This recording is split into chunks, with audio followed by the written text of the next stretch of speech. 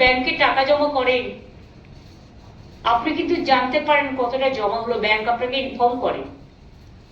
আপনি হসপিটালে টাকা জমা করলে আপনি একটা রসিদ পান।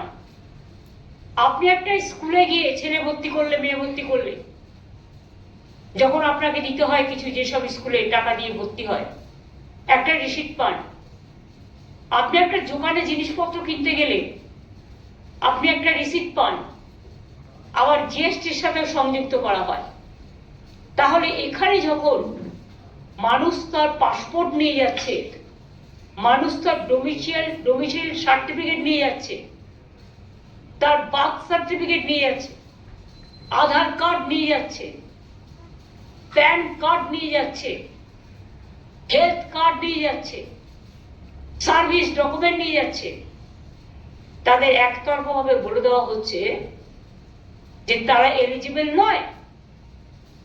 ওরা যেটা লিখছে এটা আমরা প্রথমে জানতে পারিনি, কারণ ওখানে কাউকে বিএলএ ঢুকতে দেওয়া হচ্ছে না, একটাই কারণে। বিএলএ 2 ঢোকার কথা ছিল, কিন্তু যেহেতু বিজেপির বিএলএ 2 নেই, সেই জন্য BLA 2s are not allowed.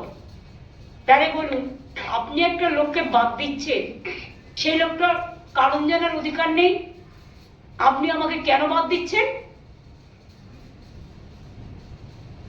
54 লক্ষ নাম যখন বাদ হয়, ইয়ারোদের নাম মিসইউজ করেছিল এবং অ্যাসোসিয়েশন চিঠি লিখে জানিয়েছিল ইলেকশন কমিশনকে যে আমরা কিন্তু ডিলিট করিনি, সেই এভিডেন্স আছে, এবং দ্যাট মিনস এআই কে দিয়ে ডিলিটটা করানো হয়েছে বিজেপি পার্টি থেকে। এবং আজকে যেটা একটা সাংঘাতিক খবর, দেখুন, আগে 54 লক্ষ এমনি বাদ,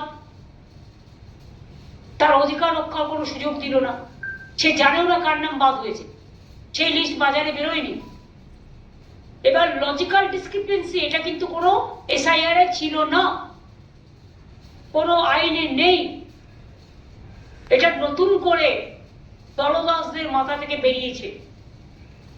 তারা লজিস্টিক্যাল ডিসক্রিপেন্সির নামে আরো 1,33 লক্ষ থেকে 36 লক্ষ নামের তালিকা করেছে, যে তালিকা আমাদের কারো কাছে নেই, কোনো পার্টিকে দেয়নি, নিজেরা বিজেপি পার্টি অফিসে ধরে রেখে দিয়েছে।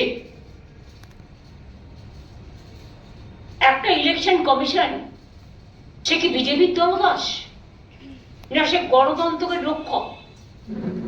আমরা তো চাই গণতন্ত্রের রক্ষক হিসেবে তিনি কাজ করুন, পরিবারের রক্ষক হিসেবে নয়। আমরা শুনেছি তিনিও ব্ল্যাকমেল হচ্ছেন কারো কারো দ্বারা, হয়তো কোনো ফাইল ইধার উধার ঘোরাঘুরি করছেও, তার পরিবারেরও অনেক ডিএম আছে। এসব খেলা চলছে, টাকার খেলাও চলছে।